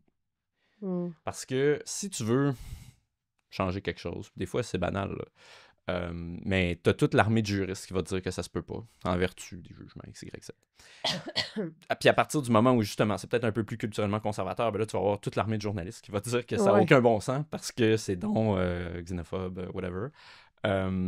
Puis t'as aussi justement tous les universitaires qui vont pas travailler de ton bord, qui vont aller en commission parlementaire, qui vont dire que ça n'a pas de bon sens, qui vont signer des lettres ouvertes dans les journaux, Mhm. ou carrément la fonction publique qui va juste dire non, on le fait pas. T'sais. Ça, c'est déjà arrivé. Fait qu'à partir du moment où on est dans cette situation-là, ben, si on suppose que la démocratie, c'est que les élus soient attentifs à ce que les électeurs demandent, moi, c'est ma conception. C'est ma conception aussi, ouais. Ben, puis le pire, c'est qu'on joue encore dans le film hypocrite où la plupart des gens, notamment dans les médias, pensent que le premier ministre, c'est un roi élu là, qui peut absolument tout faire, Ouais. que s'il n'accomplit pas certaines choses à cause de blocages qui ne relèvent pas de son pouvoir, ça serait de sa faute à lui personnel. Fait on est très prompt, je pense, à centraliser le blâme au soi-disant sommet de la pyramide. Oui, exact. Puis des fois, je me demande, là, je me dis, est-ce que tu voudrais faire de la politique? Je dis, c'est pas sûr que ça me tente d'être bouc émissaire en chef. Dans la mesure où le pouvoir que tu as réel de changer les choses, il est réel, mais il y a des périodes où c'est plus facile. T'sais, mettons, quand tu viens juste d'être élu, là, hey, les gens t'écoutent, puis tout, puis ça va bien, puis tu as de l'adhésion. Mais tu sais, c'est aussi toute l'histoire, je sais pas si tu as déjà entendu ça, mais c'est quelque chose qu'on dit souvent parmi les conseillers politiques. Quand tu dis, oh là, il reste juste une année, on n'est pas premier dans les sondages, hey, bonne chance pour que la machine nous suive. Ouais. Ça, est-ce que c'est démocratique déjà comme ça? Moi, je pense que non. Non. Fait qu'à ce moment-là, si tu me demandes c'est quoi la réforme démocratique qu'il faudrait faire, ben oui, il faudrait redonner des pouvoirs à l'exécutif. Il faudrait que comme aux États-Unis. Oui, ben peut-être pas de cette manière-là, mais tu sais, non, il y a beaucoup de choses qui se font aux États-Unis en ce moment que moi, j'endose pas, mais n'en demeure pas moins que... On a quand même séparé... Ouais, puis est-ce que l'idée que le pouvoir exécutif soit le pouvoir prépondérant, c'est mauvais dictatorial? Non. Parce que c'est celui-là qui est le dernier contre-pouvoir des électeurs. Ouais. Ça, il ne faut jamais l'oublier. Après, tu as besoin d'un administratif parce qu'il faut mettre en œuvre les réformes que tu fais, il faut que tes projets de loi soient appliqués. Mais à ce moment-là, tu sais, moi, je fais un chapitre sur le populisme vers la fin où je dis que moi, je suis assez critique quand même par rapport au discours populiste. Je veux dire, on s'entend la discussion qu'on a eue tout à l'heure. Depuis tout à l'heure, je réalise quand même qu'il y a une inadéquation en ce moment entre les électeurs puis les élites, grosso modo. Ouais. Mais moi, je pense juste pas qu'on peut vivre dans une société sans élite. Parce que quand on est justement dans une démocratie représentative, il va toujours y avoir des représentants, il va toujours y avoir des représentés. C'est super normal. Mais à partir du moment où les représentants pensent qu'ils n'ont plus de devoir envers les représentés, là, c'est là que ça va mal. Ouais. Fait que moi, puis là, c'est peut-être un peu utopiste de dire ça en 2025, mais c'est sûr que moi, ce que je souhaiterais, c'est d'avoir, sans dire un changement d'élite, mais au moins un plus grand pluralisme chez les élites qui ferait en sorte que on serait capable de réconcilier un peu les deux, puis que les gens n'aient pas l'impression que quand ils votent, c'est pour rien, ou que quand ils votent pour des gens pour aller dans une direction différente que ce qu'on a fait depuis des années, il n'y ait pas encore plus de la même chose. Parce qu'à ce moment-là, bien, évidemment que ça génère du ressentiment, qu'on va aller vers des options toujours plus extrêmes, parce qu'on va dire, OK, ben là, si lui, ça n'a pas marché, là, pour prendre un exemple imagé, dire, OK, si le centre-droit, ça n'a pas marché, ben là, on va aller vers un parti plus à droite. Puis là, si la droite, ça n'a pas marché, ben là, on va aller vers un parti qui est à droite de la droite. Puis, tu sais, on peut continuer, puis on peut faire la même chose à gauche aussi. Mais ça peut continuer longtemps. Puis à l'inverse, si du côté élitaire, pour ainsi dire, on fait juste regarder ces gens-là, puis qu'on dit, oh mon Dieu, c'est vraiment. Tu sais, déjà, on trouvait qu'ils étaient un peu ploucs, puis là, on trouve qu'ils sont dangereux, puis là, on trouve qu'on est en dérive totalitaire, puis que dans le fond, il faut enlever encore plus de pouvoir aux citoyens. Mais tu sais, on s'entend que c'est un peu. C'est un cercle super vicieux, tu sais. Ouais. Puis moi, je veux pas qu'on continue d'aller dans cette direction-là. Je pense qu'au contraire, c'est un vieux principe, mais c'est quand même valide quand on dit noblesse oblige, tu sais, dans la mesure où, quand tu as une position de pouvoir, tu es responsable envers quelqu'un. Tu sais, Ouais. justement, ça vient pas de droit divin. Puis tout méritocratique, entre guillemets, notre système soit-il, c'est pas parce que tu t'es rendu là, puis est-ce qu'on se rend vraiment quelque part par soi-même seulement, on peut en discuter. Mais peu importe ce qu'il y en est, à partir du moment où tu occupes la fonction, que ce soit d'être un élu, que ce soit d'être dans une université, que ce soit dans une administration publique, dans un métier, on peut faire tout le tour, tu as une responsabilité envers les gens. Tu as une responsabilité envers la majorité des gens. Puis tu peux pas te comporter comme s'ils n'existaient pas, ou pire encore, comme si c'était des gens qu'il fallait rééduquer, mépriser, etc. Mais il y a beaucoup de ça. Il y a énormément de mépris dans la sphère publique. Tu as nommé les médias. Il y a beaucoup de gens qui se sont sentis profondément laissés tomber par les médias. Je pense que c'est pour ça qu'on assiste aussi à l'émergence des médias alternatifs de façon aussi... Bon, ils étaient déjà en train de se placer avant, mais je pense qu'il y a une accélération de ça parce que les gens vont chercher leur contenu ailleurs parce qu'ils sont tannés de se faire snobber puis de se faire insulter par la gauche, de tout le monde en parle et compagnie. Puis tout le monde ne se reconnaît pas, malheureusement, dans ce discours-là. Il faut donner une diversité de points de vue. Puis il y a quelque chose qui appauvrit vraiment le collectif en ayant comme toujours les mêmes points de vue qui sont circulés dans la sphère publique. Puis par rapport à l'identité de genre, on n'en a pas beaucoup parlé, mais je serais curieuse de savoir, est-ce que tu penses que les gens, finalement, sont plus nombreux à pas adhérer à ces idéologies qui sont plus de gauche ou de gauche radicale, mais qui n'osent juste pas le nommer, selon toi? Est-ce qu'il y a une autocensure? C'est pas une question dont je parle beaucoup dans le livre, mais cela dit, je sais que quand tu sombres sur ces questions-là, c'est du 80-20. Tu penses à ce point-là? En tout cas, on a fait des montages dans un emploi préalable que je ne nommerai pas. OK. Et c'était pas mal du 80-20. C'est fou la quantité de gens qui hésitaient. Oui, ben, qui trouvaient qu'il y avait des dérives, là. C'est 80 c'est ça, qui trouvaient qu'il y avait des dérives, bien ça. sûr. Fait mais qu'on personne est parle. vraiment... Oui, exact. Puis on est sur le schéma que je disais tout à l'heure, tu sais, je veux dire, majorité des gens qui sont pas très universitaires, pas très idéologiques, puis le petit noyau qui est très mobilisé. Qui fait du bruit. Ben oui, exact. Puis après, c'est les majorités agissantes qui font l'histoire, hein. C'est jamais les minorités agissantes qui font l'histoire, c'est jamais la majorité silencieuse. Fait que c'est un peu une dynamique de ça. Puis sur toutes les questions un peu de progressisme culturel, c'est un peu ça qu'on vit en ce moment. Fait que, est-ce que ça serait pas sage d'écouter un peu davantage ces gens-là? Oui, c'est ça. C'est sûr qu'idéalement, on aurait une classe politique qui serait plus attentive. Mais en tout cas, est-ce que tu as des pistes de solutions vers la fin? Tu parles justement de reprendre contact, en fait, de valoriser davantage la famille. Ce que je trouve vraiment intéressant parce que c'est un sujet qui me tient à cœur. Tu sais, moi, je fais partie de ces personnes qui voulaient pas d'enfants. J'étais pas fermée à outrance, mais c'était pas important pour moi. Puis j'adhérais beaucoup au discours que la planète allait imploser dans une couple de secondes. Fait que, tu sais, pourquoi avoir des enfants? Pourquoi se reproduire? Puis à un moment donné, ma mère me disait tout le temps, tu vas te priver du plus grand amour, mais sache-le.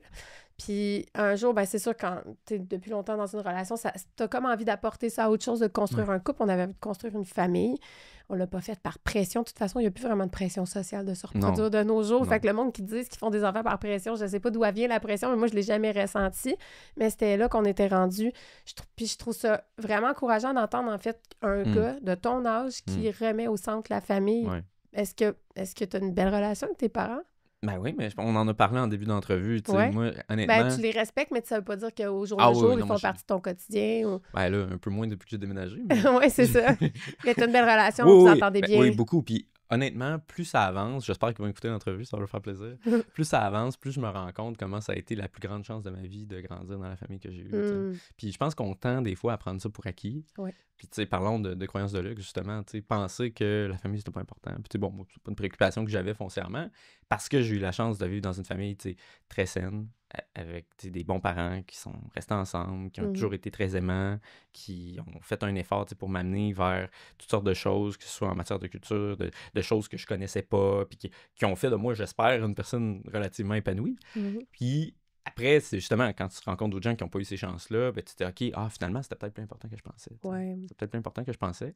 Puis après, au niveau macro, ben, c'est sûr, c'est facile de ne pas donner de l'importance à ça dans notre vision de la société quand on ne se rend pas compte à quel point c'est important. Oui, c'est vrai. Puis c'est pour ça que tu tenais à mettre dans tes pistes de solutions Oui, à la fin. oui, puis on peut parler justement des pistes de solutions. Bon, moi, je me décris comme un conservateur. Il y en a qui n'aiment pas ce mot-là, mais moi, j'ai décidé Tu l'assumes, de le tu faire. l'endosses. Oui, je l'assume. Mais je l'assume avec une twist, dans le sens que moi, je dis je suis un conservateur de bien commun. C'est-à-dire que pour moi, le conservatisme aujourd'hui, d'abord, c'est une certaine vision de la stabilité aussi qui est importante pour l'existence humaine.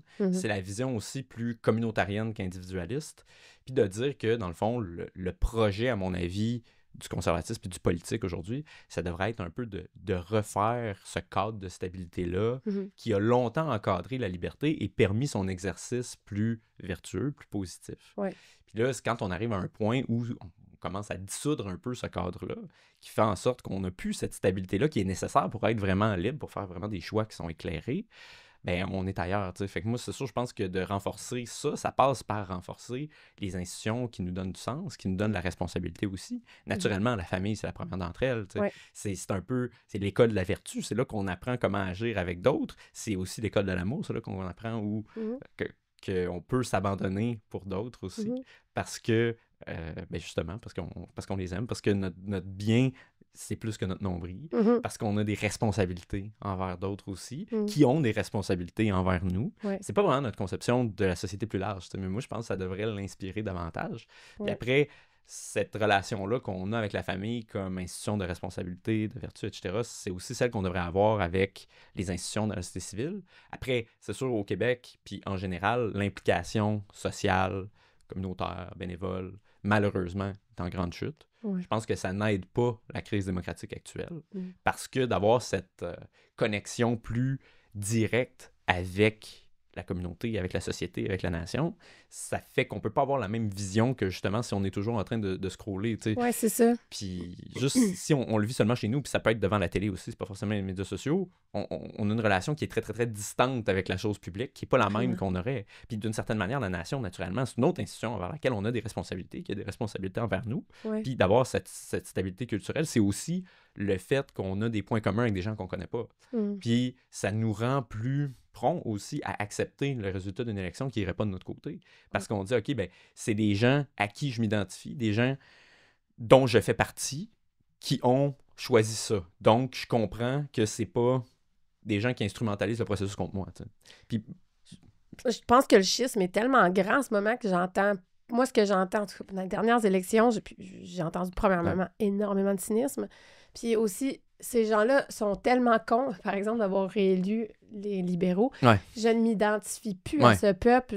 Puis là, je vois vraiment comme une vague de gens qui désirent quitter le Canada. Un peu comme on a observé aussi avec Trump, puis les démocrates qui disaient « Mon Dieu, je peux pas croire que Trump a été réélu. S'il vous plaît, asile au Canada. » On voit de plus en plus cette espèce de... C'est pour ça que je trouve ça un peu utopique, la version que t'as... Honnêtement, j'aimerais tellement ça. Je trouve ça le fun que tu finisses sur des pistes de solutions parce que c'est bien beau présenter des problèmes. À un moment donné, tu sais, qu'est-ce qu'on fait avec ça? Imagine si je voyais juste des problèmes à 24 ans. Non, mais je me rendrais pas jusqu'à 80. Là, en tout cas, tu seras en grosse dépression dans pas long. Mais non, c'est ça. Il faut penser au positif. Mais concrètement, je sens que chaque... micro-détail est instrumentalisé pour créer de la division davantage. Es-tu un gars? Comment tu te sens dans ton corps aujourd'hui? On va débattre là-dessus. T'es-tu une femme? Tu sais, tout est rendu un débat, puis on pourrait débattre jusqu'à des affaires bien plus niaiseuses que ça. Enfin, j'ai comme l'impression que, tu sais, j'aime ce que tu apportes, de dire oui, on a plus en commun les uns envers les autres.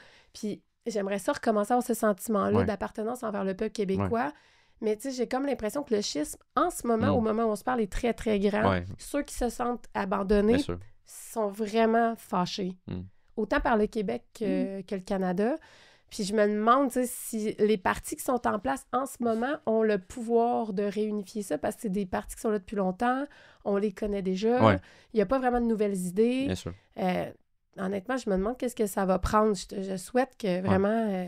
c'est pas juste une question de parti politique aussi. Je pense que les intellos, les gens qui prennent la parole, un peu comme moi, on a ce devoir-là aussi, de rapporter ce discours-là qui est peut-être un peu plus apaisé aujourd'hui. Puis je pense que, depuis, mettons, 2015, là, regardes, j'ai vraiment l'impression d'avoir vécu beaucoup de choses en accéléré, tu sais. On est passé des 2015, choses, c'est quoi? C'est tu sais, la crise des migrants. 2016, c'est le Brexit, c'est l'élection de Donald Trump. 2020, c'est le wokisme, c'est George Floyd. La C'est pandémie. la pandémie. C'est justement toute l'idéologie du genre. C'est beaucoup, beaucoup, beaucoup de choses Ouais. qui ont mis le feu aux poudres. Tu sais. Mettons, ouais. Puis, Le feu est pris. ouais, mais c'est ça. Puis honnêtement, je me demande quand est-ce qu'on va sortir de ça. Personnellement, peut-être que c'est juste mon côté wishful thinking, mais j'ai l'impression que le feu est plus aussi virulent qu'il l'a déjà été. Mhm. Puis que je pense que les gens sont tannés un petit peu. Ouais, En tout cas, moi, je suis à cette ce moment-là. furie, là. Exact. Je pense que le bruit pour la fureur, on en a eu en masse. Que justement, malgré les désaccords qu'on a, Ouais. vient un temps aussi où, à un moment donné, on veut pas taper sur la gueule à longueur On de peut te journée. serrer la main puis dire comme let's agree to Exactement, disagree. Hein? exactement. Mais pour ça, il faut quand même qu'il y ait un changement fondamental Ouais. dans la mesure où on redonne une place justement à ces gens ordinaires-là. Parce que tu peux pas avoir une démocratie qui fonctionne contre la majorité de ses citoyens. Ça va jamais marcher. Tu sais. En tout cas, ça va juste créer énormément Exact, de cynisme exact. puis de frustration, tu sais. Voilà. Tu as parlé de... Faut que je parle de l'application Partage Club parce que ça m'a vraiment fait rire. Parce que depuis tantôt, on parle finalement de cette espèce de... Ouais. Mais t'es la génération qui est née avec des réseaux sociaux. Ouais. Toi, j'imagine que t'as connu... Ben, t'es né dans Internet. Oui. Internet, ça existait avant moi. Là. C'est ça, parce que je me rappelle quand Internet est arrivé dans... T'as pas connu les connexions 56K, tu sais, qu'on se connectait sur Internet, puis...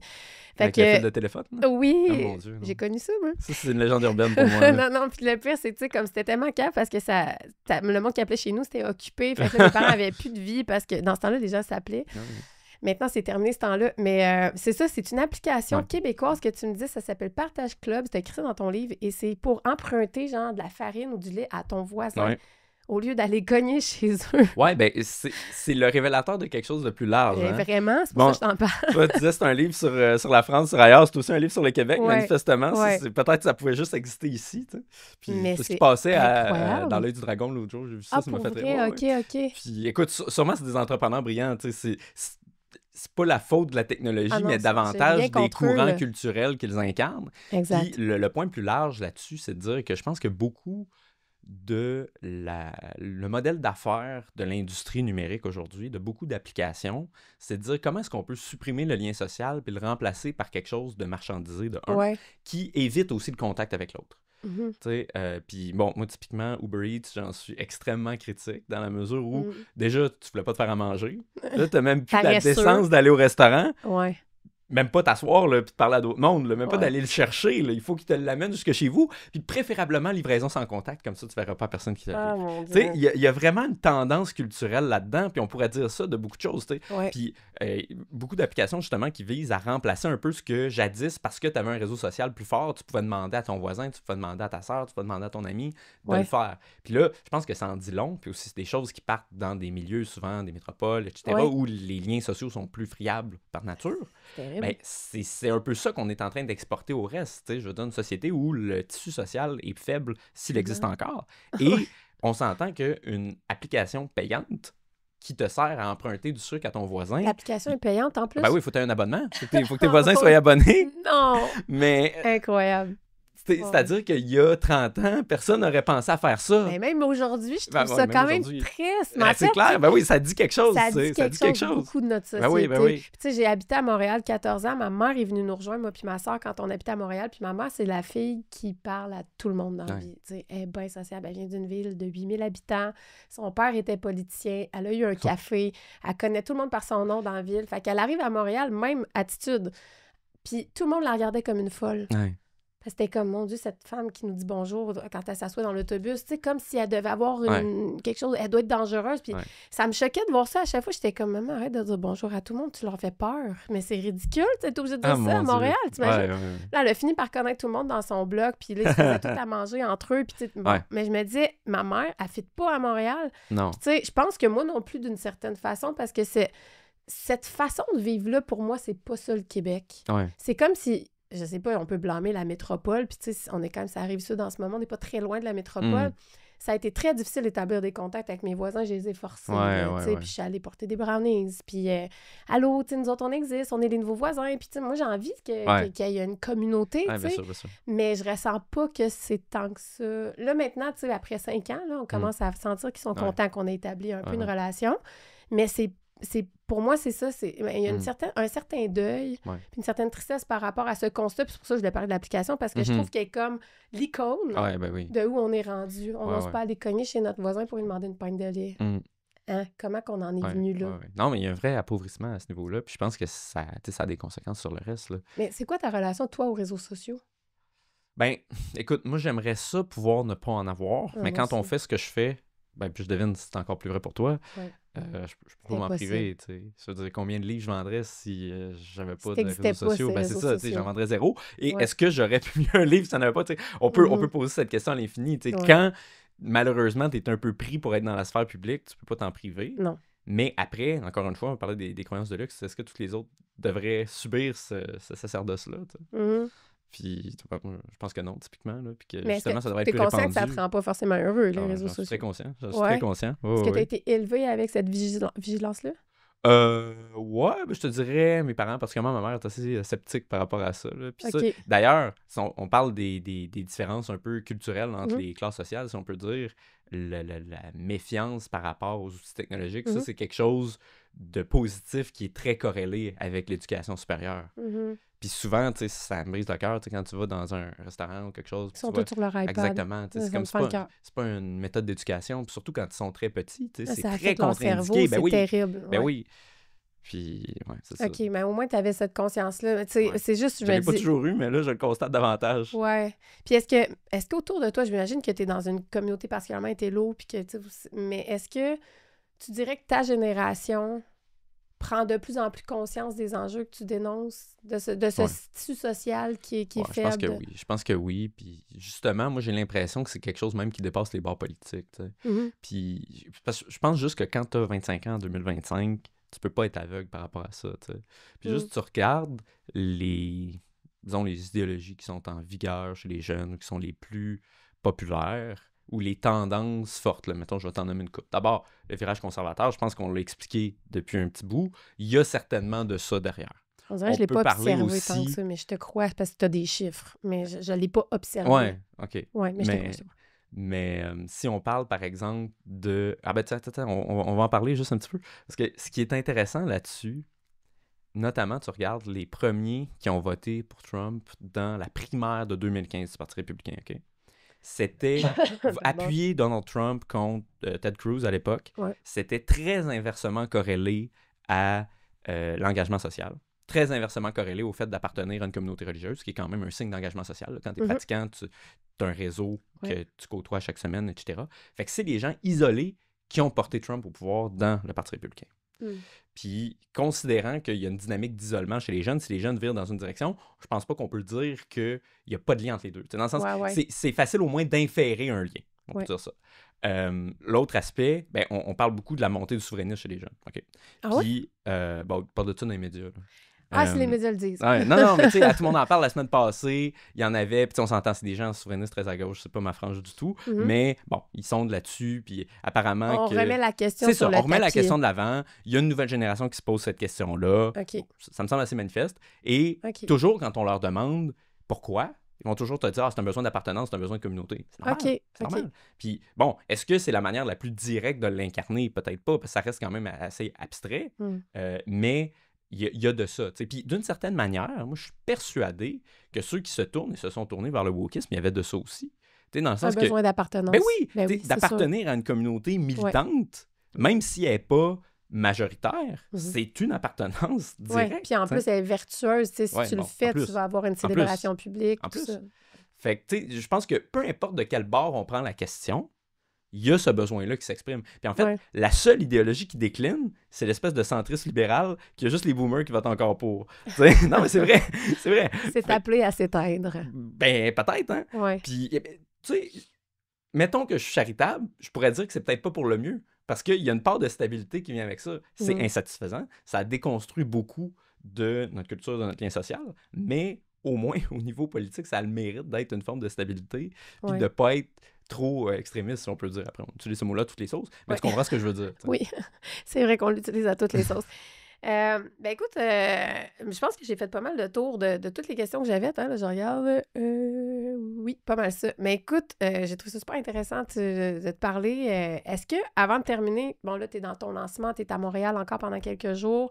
Je te souhaite la meilleure des chances. Est-ce que Merci. tu veux plugger un peu ton livre puis tes réseaux, où qu'on peut te trouver, où qu'on le trouve sur lui? Ben oui, pourquoi pas. Donc, le livre s'appelle Anti-civilisation, pourquoi nos sociétés s'effondrent de l'intérieur. C'est paru aux Presses de la Cité. Il est disponible en librairie à partir du 31 octobre, donc ce vendredi. Je sais pas Ça quand risque est-ce d'être que en tu ligne vas juste le... avant, oui. Bon, exactement. Donc, on peut On l'acheter peut dans l'acheter toutes les où? bonnes librairies. OK.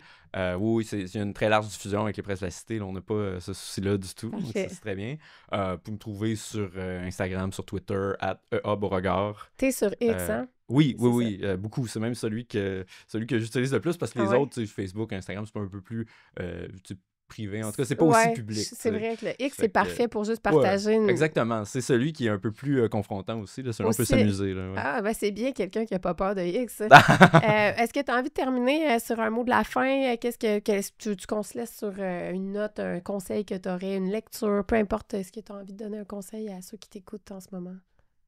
Ben, je pense qu'un conseil, ça serait juste de lire. Puis je pense qu'aujourd'hui, c'est peut-être une vertu qui se perd. Puis Ouais. d'une certaine manière, c'est un peu l'inverse hein, de scroller sur les réseaux. Moi, je dis tout le temps, TikTok, c'est l'inverse de la lecture. C'est pour ça que j'ai jamais eu de compte TikTok par ailleurs. Bravo. Tu sais, c'est comme le choix de quelque chose qui demande beaucoup d'attention, qui est pas avec plein de lumière, plein de bruit, là, qui vraiment nécessite de se plonger dans quelque chose puis de faire abstraction du reste. Mais je pense que, premièrement, c'est très bon pour, sans dire pour l'âme, mais c'est bon pour soi d'être capable d'avoir cette capacité d'attention-là aujourd'hui, d'être capable aussi de réfléchir profondément, plus largement que ce qu'un clip d'une minute ou même un article de 300 mots pourrait nous dire, tu sais.